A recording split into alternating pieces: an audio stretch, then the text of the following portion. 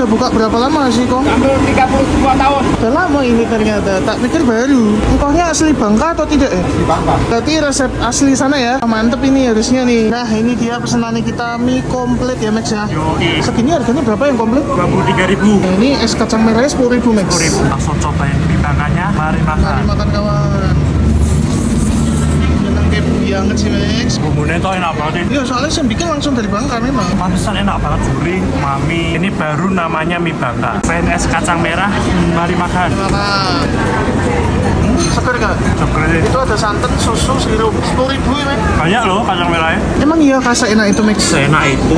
Ini dia mie Bangka, mari makan. Ini tuh Max bumbunya beda loh. Ini lebih enak memang. Enak kan? Asli, enak banget tuh. Pantes rame. Rame. Tapi untuk harga 23.000 menurutmu worth it ya? Aku sih worth it deh. Segini tuh termasuk banyak. Makanya nek kalian penasaran cobain mie Bangka, ada di Purian Jasmora ya. Buka setiap hari mulai dari jam 8 pagi. Recommended ya? Recommended banget.